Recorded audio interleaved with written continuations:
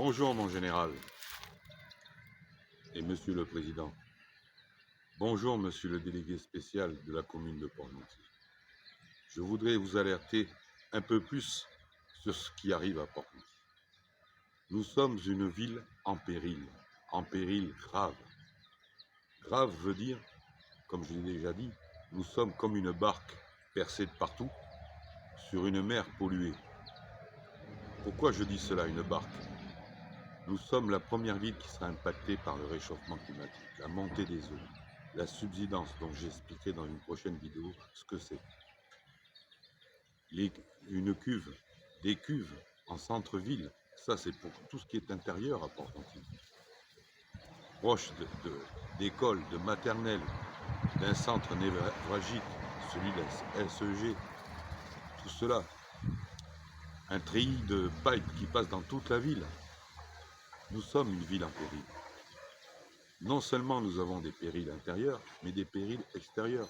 Les périls extérieurs, c'est le réchauffement climatique, la montée des eaux.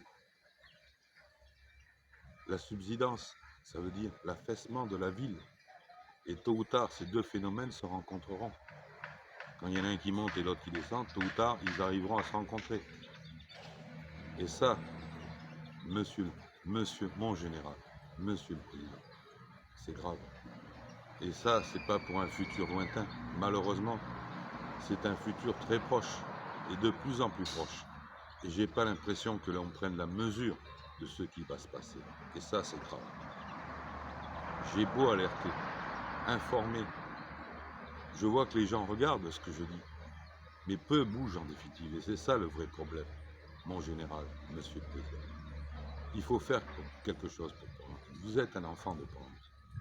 Le délégué spécial, le général Rizogo, est un enfant de Port-Gentil. Nous devons faire quelque chose pour cette vie.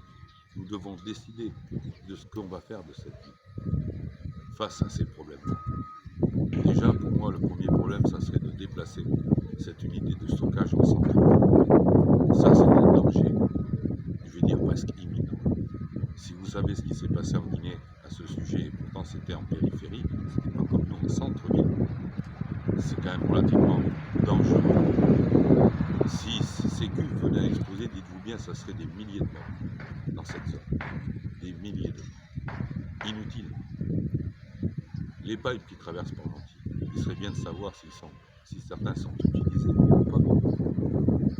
Est-ce qu'il y a une carte, aussi bien à la mairie que chez les pompiers, que dans les premiers secours? Tout cela, ce sont des choses qui me tiennent à cœur et qui me font mal. Il serait temps de prendre la bonne décision, monsieur le président et mon général. J'ai beaucoup de respect pour vous. Étant aussi un fils d'un ancien combattant, j'ai été élevé dans le respect. Et pour moi, votre titre, c'est mon général. Je vous remercie de m'avoir écouté et je vous souhaite une bonne journée.